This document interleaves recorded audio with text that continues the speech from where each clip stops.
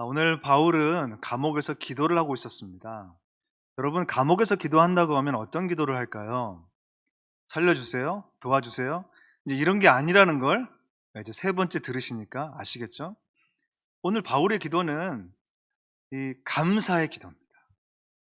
저는 바울이 감사의 기도를 했다는 게 참 인상적이에요.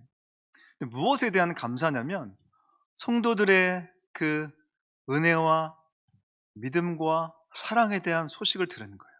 성도들이 이 어려움 가운데도 믿음 가운데 견고하게 서 있다고 하는 이 소문을 듣고 너무나 감사했던 거예요.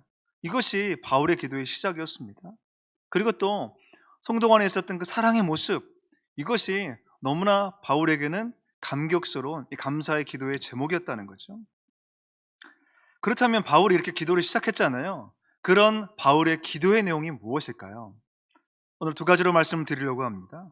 첫 번째 뭐냐면 하나님을 아는 것입니다. 저는 바울이 어떤 기도를 할까 굉장히 궁금했었거든요.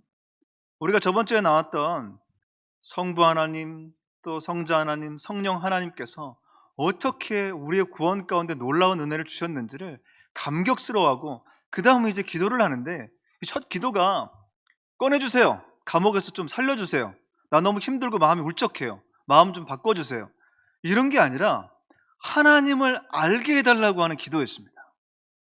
여러분, 에베소 교회 성도들은 초신자가 아닙니다. 교회 처음 나온 사람들이 아니에요. 그러니까 잘 모르는 것 같으니까 하나님 좀 알게 해주세요, 이렇게 기도한 게 아닙니다. 여러분, 당시에 초신자는 신앙생활 할 수가 없었습니다. 교회 다니는 것이 얼마나 핍박이 많고 얼마나 힘든지, 이게 웬만한 믿음 가지고는 버티기가 어려웠어요. 그러니까 하나님을 모르지 않았어요. 알고 있었습니다. 그럼 알고 있는 에베소 성도들을 향해서 왜 하나님을 알게 해달라고 했을까요? 여러분, 이 알다라는 의미가 너무나 격차가 커서 그렇습니다. A라는 사람이 하나님을 아는 것과 B라는 사람이 하나님을 아는 게 달라요. 여러분, 가정해 보겠습니다. 이웃 사람이 저를 아는 것과 저희 어머님이 저를 아는 게 같을까요, 다를까요? 당연히 다르겠죠. 뭐 이웃 사람이 저를 볼 때 그냥 그렇게 생겼나 보다, 그냥, 그쵸? 네. 그냥 그렇게 평범하게 생겼나 보다, 그냥 그렇게 생각하겠죠. 그 정도, 잘 몰라요. 외면으로, 외적으로 보이는 모습 정도만 알 것입니다. 근데 저희 어머님이 저를 아는 것은 어떨까요? 저의 거의 대부분의 모습들, 허물까지, 부족한 것까지 전부 다 알겠죠. 그러니까 알다라고 하는 단어를 썼지만 이 개념이 다르다는 것이죠. 그래서 여러분 아시는 것처럼 이 구약에서 알다라는 개념은 남녀가, 그렇죠, 성적인 관계를 맺은 걸 얘기합니다. 그 정도로 깊이 있게 아는 것을 얘기한다는 것이죠. 그런 것처럼 오늘 이 사도 바울은 너희들이 하나님을 알긴 아는데 지금 환난과 어려움과 이런 상황들이 닥쳤을 때 이걸 이겨낼 만큼의 하나님을 알고 있는가? 여러분, 진짜 우리의 신앙이 어떤 때 보이냐면 위기 가운데 드러납니다. 어려움 가운데 드러나요.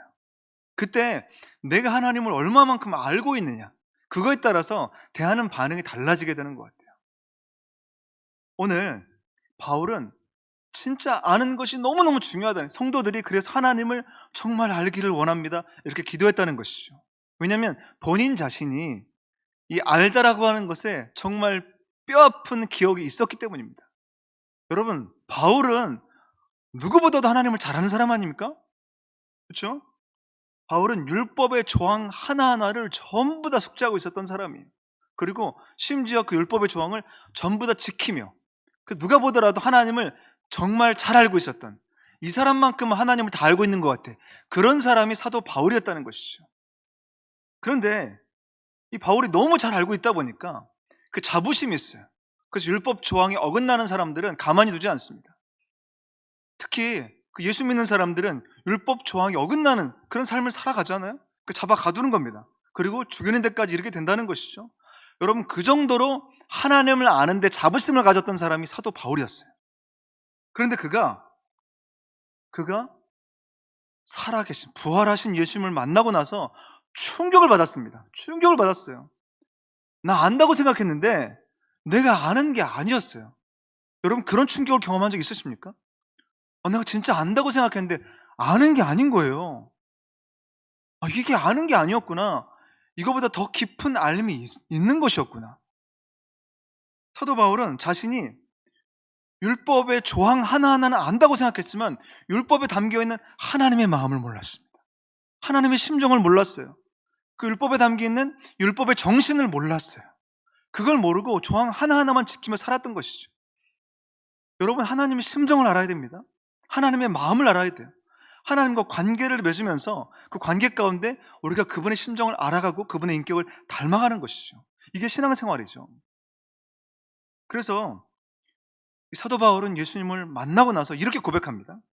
빌립보서 3장 7절 8절에 보니까 이렇게 얘기합니다. 한번 같이 읽어보겠습니다. 함께 읽겠습니다. 그러나 무엇이든지 내게 유익하다는 것을 내가 그리스도를 위하여 다 해로 여길 뿐더러 또한 모든 것을 해로 여김은 내 주 그리스도 예수를 아는 지식이 가장 고상하기 때문이라. 내가 그를 위하여 모든 것을 잃어버리고 배설물로 여김은 그리스도를 얻고. 여러분이 고상하다는 말이 탁월하다는 거거든요. 예수 그리스도를 아는 지식이 그 어떤 것보다 탁월하대요. 그래서 내가 나머지 이제까지 알고 있던 모든 것들을 배설물 취급한대요. 이게 여기서 제가 도대체 그분을 안다라고 하는 게 이렇게 다른 것이구나. 하나님과의 신실한 관계 속에서 그분을 점점점 알아갑니다. 여러분, 저번 주에 만났던 하나님과 이번 주에 만났던 하나님이 다르시길 바랍니다. 작년에 알았던 그 하나님과 지금 하는 하나님이 달라지길 바랍니다. 그 신앙 고백과 간증이 깊어지고 달라지는 거예요. 생생하게 살아계신 그 하나님을 만날 때 이 안다는 게 다르다는 것이죠. 그러면 그 아는 것 때문에 우리가 만나고 있는 삶의 수많은 문제들을 이겨낼 수가 있어요. 넉넉하게 이겨낼 수 있다는 것이죠. 이게 바로 사도 바울이 첫 번째 기도했던 내용입니다. 또 둘째, 사도 바울이 기도했던 내용이 뭐냐면 하나님이 주신 것을 아는 것입니다. 하나님을 아는 것도 중요한데요, 하나님이 우리에게 주신 것들을 아는 것도 너무 중요하다는 것이죠. 이것을 위해서 사도 바울이 기도했다는 것입니다. 오늘 에베소서 1장 18절 19절은 말합니다. 너희 마음의 눈을 밝히사 그의 부르심의 소망이 무엇이며 성도 안에서 그 기업의 영광의 풍성함이 무엇이며 그의 힘의 위력으로 역사하심을 따라 믿는 우리에게 베푸신 능력의 지극히 크심이 어떠한 것을 너희로 알게 하시기를 구하노라. 아멘. 이 세 가지가 나와 있는데요, 하나님이 주신 것들을 세 가지로 얘기해요. 첫 번째가 뭐냐면 하나님께서 주신 것이 부르심의 소망이라는 것입니다. 여러분, 사람들이 각자 나름대로의 소망을 가지고 있잖아요. 그래서 이 소망만 가지면 나는 괜찮을 거야, 이렇게 나아지는 그 소망, 이렇게 좋아지는 그 소망들을 가지고 있습니다. 근데 안타깝게도 그 소망이 언젠가 나에게 배신감을 줍니다. 내가 이 소망만 가지고 살아가면 괜찮을 거라고 생각해서 정말 열심히 달려갔는데 그 소망이 나에게 배신감을 주는 그 시기를 만나게 된다는 것이죠. 그거는 진짜 소망이 아닌 거예요. 여러분, 진짜 소망을 붙잡고 살아야 되는데 진짜 소망이 아닌 것을 붙들고 산다는 것이죠. 그래서 사도 바울은 하나님께서 우리에게 주신 새로운 소망이 있대요. 그 부르심의 소망을 가지고 살아야 된대요. 그럼 그게 뭘까요? 부르심의 소망이 무엇입니까? 사도 바울은 자신도 모르게 분명히 어떤 소망을 가지고 그게 야심이 되고 자신의 욕심과 욕망이 되었어요. 근데 예수님 만나고 나니까 그게 자기의 소망이 아니라는 것이죠. 그러면 도대체 부르심의 소망이 무엇인가? 그것은 하나님의 자녀로서 하나님께서 주시는 꿈과 비전입니다. 하나님의 자녀로서 하나님께서 주시는 꿈과 비전이라는 거예요. 그럼 그게 뭘까요? 전 이게 제가 이 전도사 때, 신학 초년생 때 그게 하나님을 위해서 뭔가 이뤄내는 건 줄 알았어요. 그래서 큰 목회를 하면 내가 하나님 주신 꿈과 비전을 이뤄낸다고 생각했어요. 많은 성도들이 제 설교를 듣고 막 쓰러지는 거예요. 예를 들어서 막 회심이 일어나는 겁니다. 이러면 그게 제가 하나님의 꿈과 비전을 이뤄내는 건 줄 알았어요. 근데 그게 아니더라고요. 부르심의 소망은 뭐냐면 하나님의 자녀로서 하나님과 가까이 살아가는 겁니다. 하나님과 가까이 살아가는 거예요. 그게 너무 행복한 거예요. 너무 기쁜 거예요. 하나님의 자녀로서 하나님과 가까이 하고자 하는 소망. 어떻게 하면 더 가까이 살아갈 수 있을까요? 어떻게 하면 더 가까워질 수 있을까요? 이 소망 가운데 살아가는 것이죠.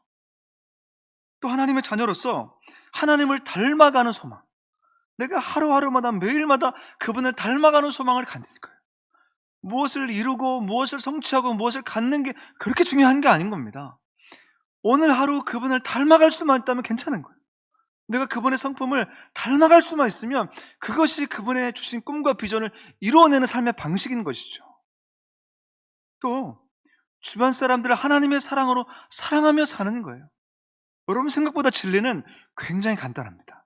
굉장히 단순해요. 우리가 알고 있던 그것이 구체적으로 삶의 현장 가운데 이루어지는 것이죠. 그게 부르심의 소망이래요. 여러분, 이 부르심의 소망을 가지고 살아가시기 바랍니다. 사도 바울은 나는 전에는 이게 소망이 아니었어요. 근데 이게 하나님의 자녀가 되면 주신 새로운 방식의 소망이라는 거예요.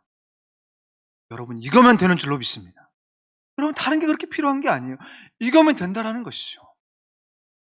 그래서 시편에 보니까 하나님의 문지기를 읽는 게 좋대요. 야, 이게요, 적어도 하나님의 뭐랄까요, 장수로 있던가, 뭐랄까요, 지도자로 있던가, 이래야 되는 게 아닐까. 하나님의 문지기로 있는 것만으로도 난 너무 좋대요. 내가 세상에 그 어떤 화려한 궁궐에 있는 것보다 그냥 하나님의 문지기로 있는 것만 해도 나는 너무 행복하다. 이게 부르심의 소망을 가진 사람의 모습인 줄로 믿습니다. 여러분, 그러면 다른 것에도 만족하지 않을까요? 정말 자꾸 사소한 것에도 만족하며 살아가지 않겠습니까? 이런 걸 소망으로 가질 때 우리가 만족하며 살아가게 될 줄로 믿습니다. 또 하나님께 주신 게 뭐냐면 기업의 영광의 풍성함이래요. 여러분, 기업이 뭐냐면 어디 말하는 유명한 기업, S 기업, 뭐죠? 아무튼 모르겠습니다. 아무튼 그런 기업이 아닙니다. 이 기업은 상속 재산, 하나님이 주신 상속 재산을 얘기한대요. 재산하니까 또 모으고 싶잖아요, 그렇죠? 뭔가 좀 많아졌으면 좋겠고, 그렇죠? 사람들은, 예수님 모르는 사람들은 그 재산을 쌓기 위해서 진짜 열심히 살아갑니다. 정말 그 재산을 최고로 쌓아가고 그러면 만족할 줄 알고 그렇게 열심히 재산을 모으고 살아갑니다. 근데 만족이 있던가요? 그렇지가 않아요. 그거 하나 재산이 생기면 이제 좀 만족하겠다 싶은데요, 사람이 그렇지가 않습니다. 그게 가짜 기업인 겁니다. 진짜 기업이 아니라는 것이죠. 하나님이 주신 진짜 상속 재산이 아니라는 겁니다. 그러면 하나님의 자녀가 되고 나서 하나님이 주신 기업, 하나님의 상속 재산은 뭘까요? 여러분, 놀랍게도 내가 하나님의 기업인 줄로 믿습니다. 내가 하나님의 상속 재산이래. 표정을 보니까 만족스럽지가 않습니다. 기업이라고 해서 특별한 건 줄 알았는데, 상속 재산이라고 하니까 대단한, 진짜 하늘의 영광스러운 건 줄 알았는데, 내가 하나님의 상속 재산이래요. 내가 하나님의 기업이래요. 하나님은 나를 바라보시면서 내가 너를 바라보니까 네가 이 땅에 유일하게 남겨진 상속 재산이야. 내가 너를 세상에 살게 하는 건 뭐냐면 네가 이 땅에 남겨진 유일한 기업이어서 그래. 와, 이게요, 진짜 감격으로 다가왔으면 좋겠습니다. 여러분, 이게 자부심이었으면 좋겠어요. 하나님, 나는 진짜 하나님의 기업이야. 하나님의 상속 재산이야. 이걸 여러분의 자신감으로 갖고 살아가시기 바랍니다. 그럼 달라지게 된다는 것이죠.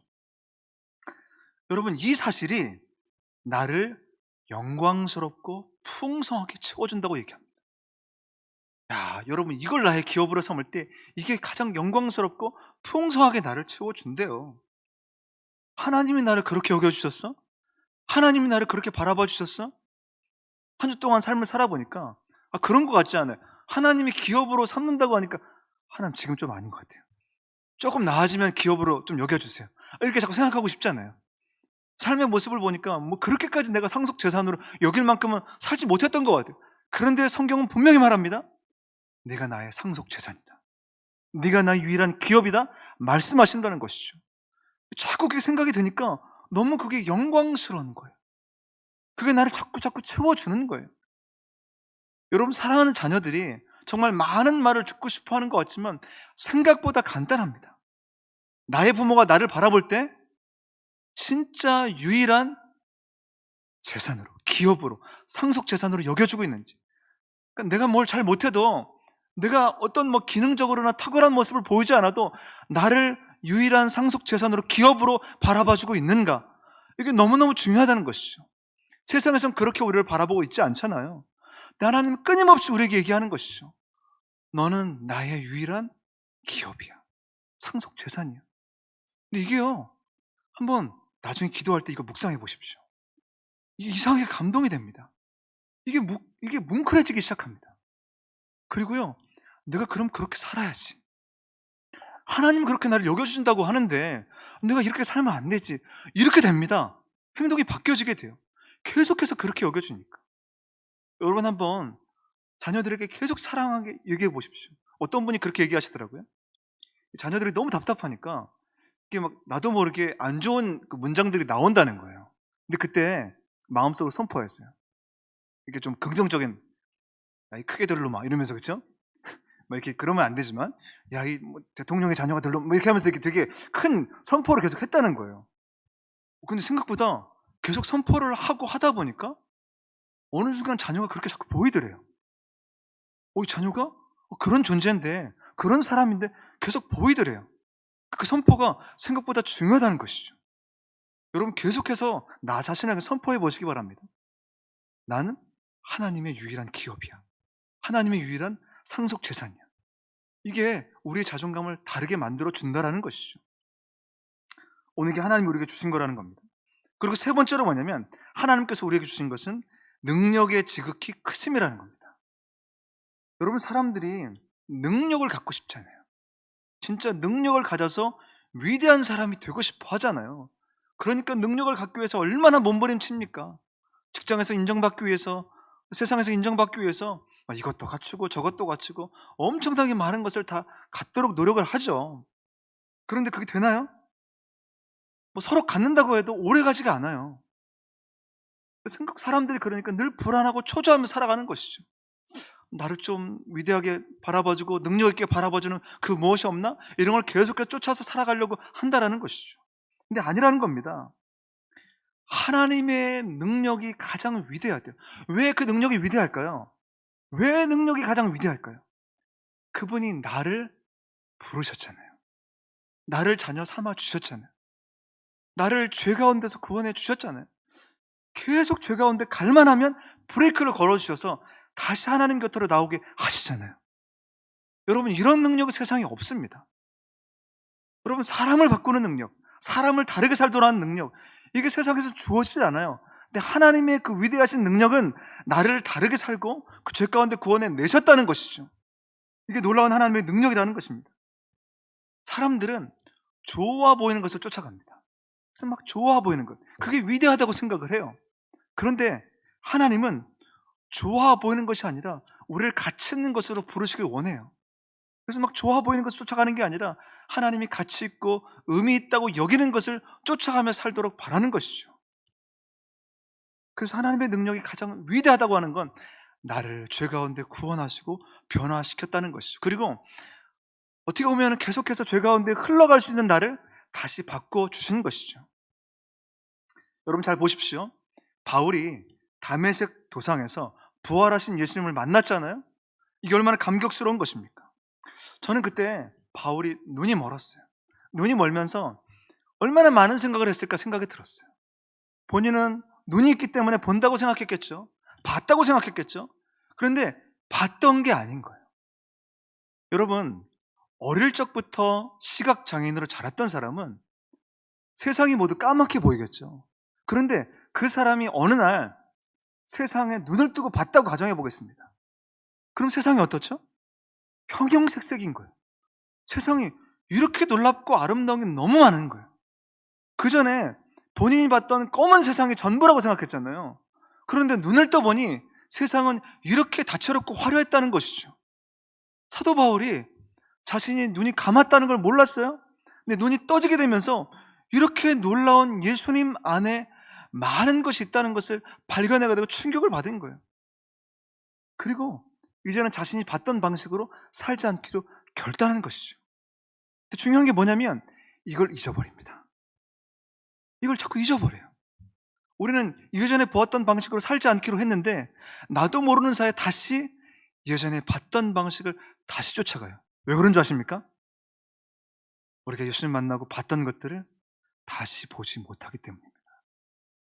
다시 봐야 되는데, 자꾸 봐야 되는데 그걸 보지 못하다 보니까 나도 모르게 과거에 봤던 것들을 다시 쫓아서 살아갈 수 있다는 것이죠. 오늘 여기까지가 조금 어려운 내용이었습니다. 이제 지금부터가 중요합니다. 하나님께서 오늘 하나님을 알게 하시고 하나님께서 주신 것들을 알게 하신다고 사도 바울이 기도했잖아요. 그러면 그 일들을 알게 하시는 통로가 있대요. 여러분, 그 통로가 뭔지 아십니까? 바로 교회입니다. 하나님 이것을 알게 하는 통로로 교회를 사용하신다고 말씀하고 있습니다. 제가 이걸 알고 너무 놀랐어요. 하나님을 아는 통로가 교회래요. 하나님이 주신 것들을 아는 통로가 교회라는 겁니다. 부르심의 소망을 아는 것이 교회라는 것이죠. 여러분, 영광의 풍성함을 알게 하는 것이 교회라는 것입니다. 또 능력의 지극히 크심이 무엇인지를 알게 하는 것이 교회라는 것입니다. 그럼 왜 교회를 통해서? 여러분, 수많은 단체들 많잖아요. 수많은 모임들 많고 수많은 사람들이 많은데 왜 하필 교회를 통해서 이 일을 이루신다고 말씀한 것일까요?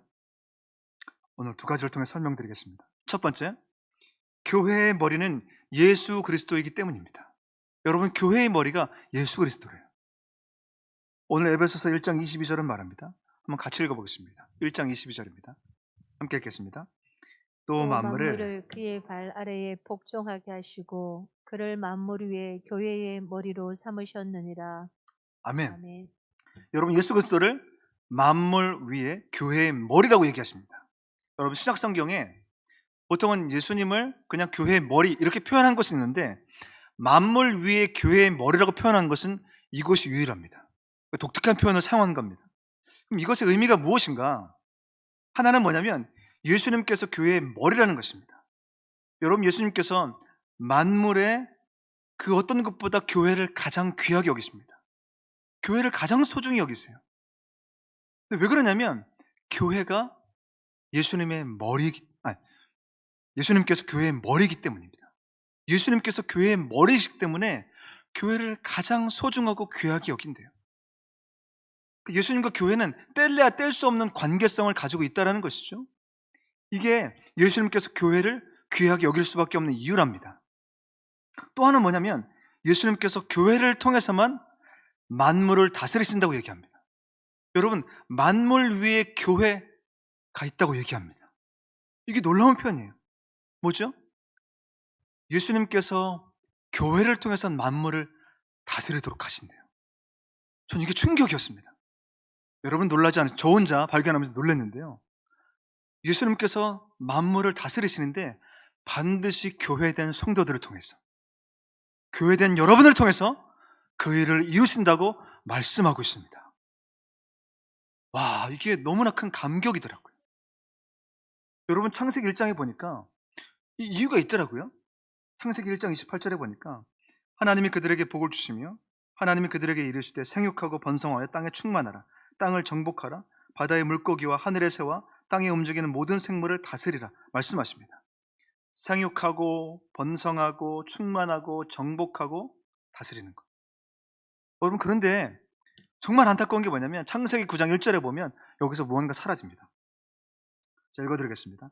하나님이 노아와 그 아들들에게 복을 주시며 그들에게 이르시되 생육하고 번성하여 땅에 충만하라. 여러분, 두 가지가 사라졌습니다.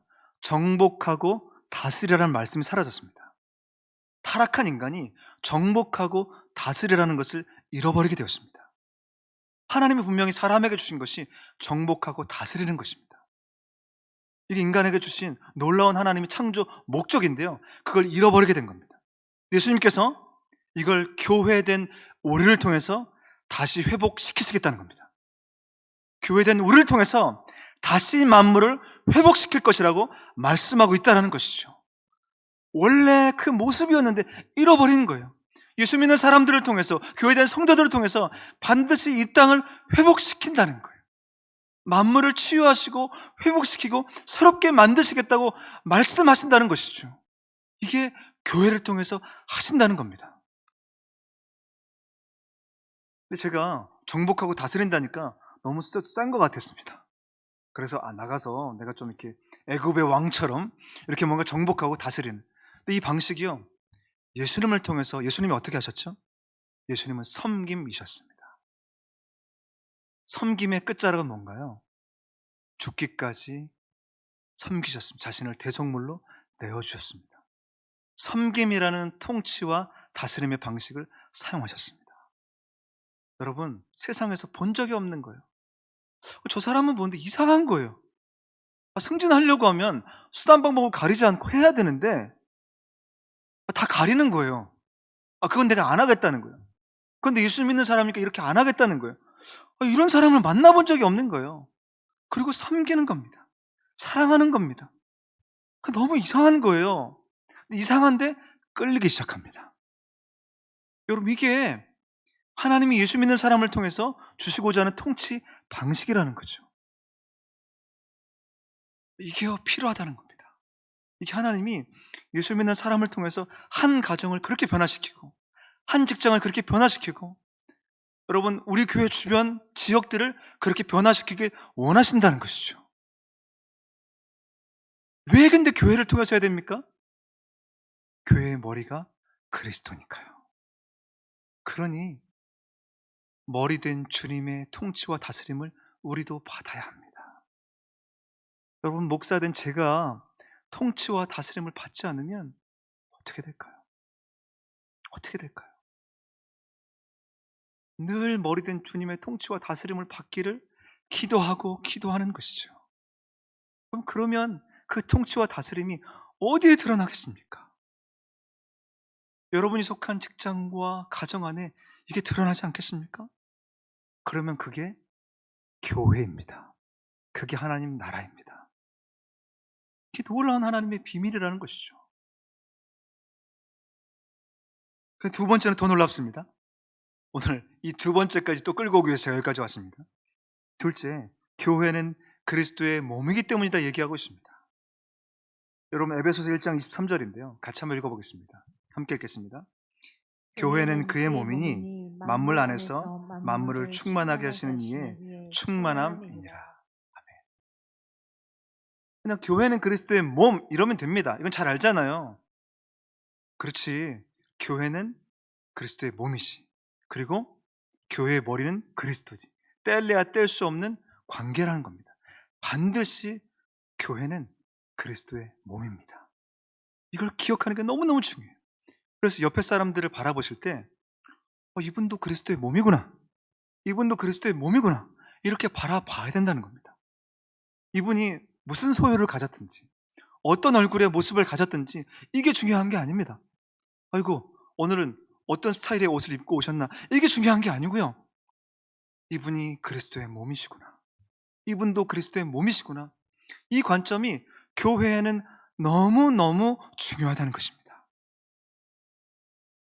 근데 또 하나가 있어요. 이상한 말이 뒤에 있습니다. 교회는 그의 몸이니 만물 안에서 만물을 충만하게 하시는 이의 충만함이래요. 말이 좀 어렵습니다. 간단하게 이렇습니다. 교회는 예수님의 충만함을 경험하고요, 그 예수님의 충만함을 경험하고 그것을 만물 가운데 드러내는 통로라는 겁니다. 여러분, 교회된 우리가 예수님의 충만함을 경험하는 거예요. 그리고 그 충만함이 다른 사람에게 흘러 넘치는 겁니다. 이게요, 그리스도의 몸의 모습이라는 겁니다. 여러분, 그냥 있는 게 그리스도의 몸의 모습이 아니라 예수님의 충만함이 계속해서 경험되어지는 겁니다. 예수님이 차고 또 차고 또 차고 넘치는 거예요. 그러고 나니까 이게 주체할 수 없어서 흘러 넘치는 겁니다. 이게 그리스도의 몸이래요. 그러다 보니까 만물, 우리가 만나게 되는 모든 사람들이 이 충만함을 경험하게 된다라는 것이죠. 저는 이 논리가 너무 놀라웠어요. 여러분, 천지창조의 특징이 있는데요, 혼돈과 공허였습니다. 혼돈과 공허로 시작했잖아요. 그런데 천지창조 7일을 맞추니까 어떻습니까? 6일을 마치고 나서 7일째가 되니까 그 혼돈하고 공허하다는 것이 완전히 가득 채워졌습니다. 완전히 충만하게 되었습니다. 보시기에 심히 좋았다고 되는 것이죠. 사람이 그렇고 만물이 그렇게 된다는 것이죠. 일들을 이뤄낸 것입니다. 그래서 여러분, 오늘 성경은 에베소서 5장 24절, 25절은 교회에 대해서 분명히 이렇게 얘기합니다. 한번 같이 읽어보겠습니다. 함께 읽겠습니다. 그러므로 교회가 그리스도에게 하듯 아내들도 범사에 자기 남편에게 복종할지니라. 남편들아, 아내 사랑하기를 그리스도께서 교회를 사랑하시고 그 교회를 위하여 자신을 주심같이 하라. 교회를 사랑하라고 얘기했습니다. 어느 정도 사랑하라고 얘기하고 있습니까? 그리스도께서 교회를 사랑하시고 그 교회를 위해서 자신을 주심같이 사랑하라고 얘기하고 있습니다. 요즘 교회가 어떻습니까? 너무나 많은 욕을 먹고 있습니다. 그래서 사람들이 교회 다니다는 얘기를 잘 못합니다. 제가 사는 집 이렇게 아파트 문이 열릴 때마다 문패가 있는지 없는지, 교회 문패가 있는지 확인을 해봤는데요, 교회 문패가 거의 없습니다. 거의 없습니다. 그래서 제가 마음속으로 기도했습니다. 하나님, 어떻게든 있을 때까지 이분들이 전도될 수 있도록 도와주십시오. 교회로 나올 수 있도록 도와주십시오. 이게 제 기도의 제목입니다. 그런데 사람들의 눈에 비친 교회의 시선은 정말 좋지가 않습니다. 그래서 우리도 생각할 때 어떤 때는 교회가 볼품없어 보일지 모르겠어요. 가치 없어 보일지 모르겠습니다. 여러분, 인터넷에 댓글 한번 보신 적 있습니까? 교회에 대한 기사 나오고 그 댓글을 보신 적 있나요? 저는 의도적으로 댓글을 봅니다. 저 스스로 정신 차리라고. 댓글을 보면요, 정말 그 욕이요, 상상을 초월하는 욕들이 너무나 많습니다. 제가 그걸 보면서 다시 하나님 앞에 기도하고 다짐합니다. 주님, 제가 정신 차리게 해주십시오. 주님, 교회가 정신 차리게 해주십시오. 주님, 교회가 다르게 살도록 도와주십시오.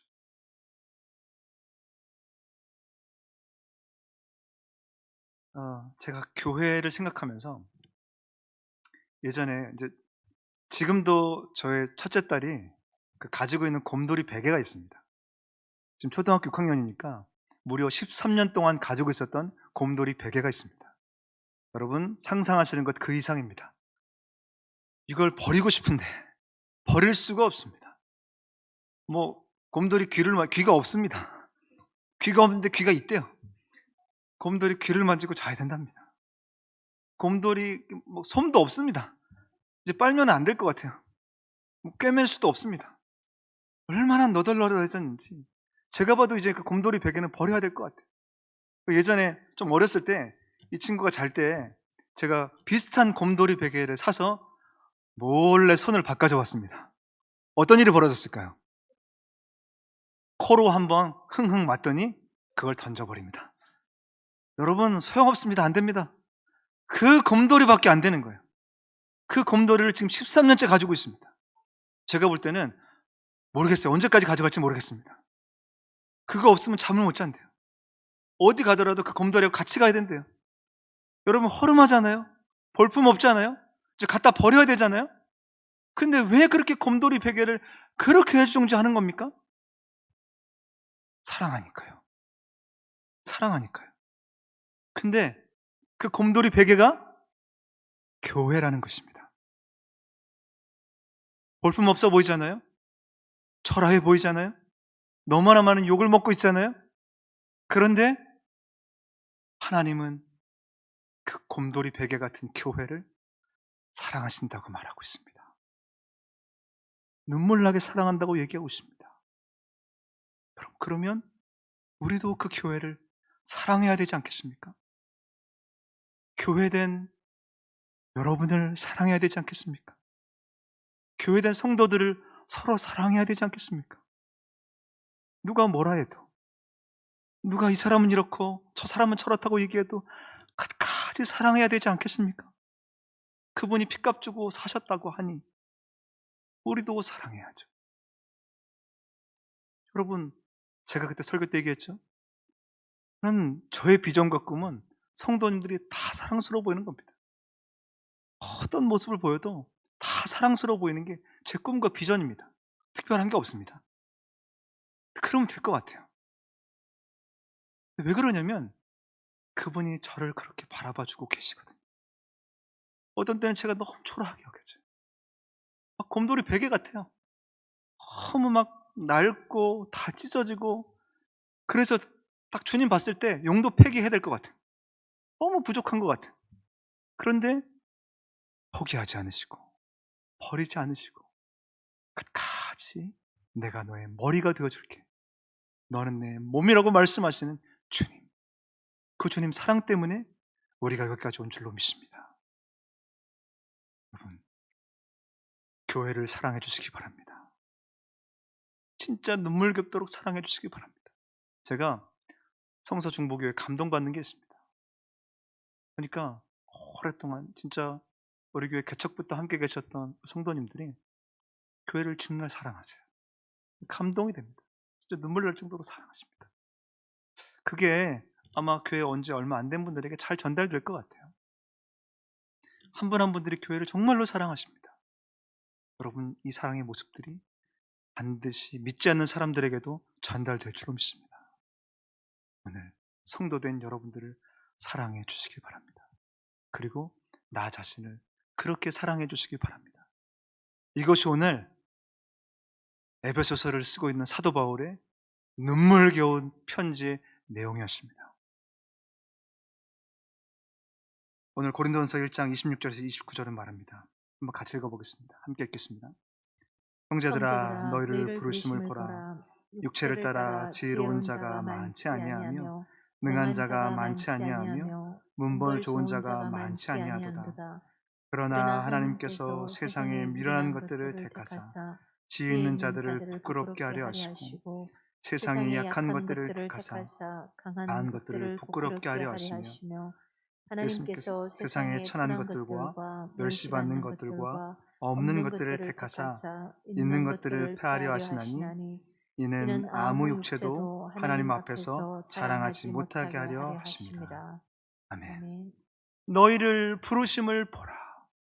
너희가 어느 때에 부르심을 받았느냐. 그러니까 저한테 물으시는, 내가 언제 너 불렀니? 너 언제 내가 불렀는데? 탁월할 때가 아니었잖아. 좋을 때가 아니었잖아. 예배 때 이런 얘기 해도 될지 모르겠는데요, 제가 아내에 대한 그 감사한 마음이 있습니다. 제가 아무것도 정말 없을 때, 아무것도 아닐 때, 그래서 10원짜리 동전으로 전화할 수밖에 없을 때, 그때도 저를 포기하지 않고 사랑해줬던 아내, 그분이 계셔서 하는 얘기입니다. 저는 그 감격이 제 안에 있습니다. 저 같은 사람이 뭐라고. 이게 부르심을 보라입니다. 부르심을 보라. 그러고 보니까 다 맞는 얘기인 거예요. 그러고 나니까 모든 게 사랑하고 싶어지고요, 다 사랑으로 보여주기 시작합니다. 오늘 이 부르심을 보라라고 하는 메시지가 우리 안에 다 들려지는 사랑하는 모든 성도님들이 되시기를 주님의 이름으로 축원합니다.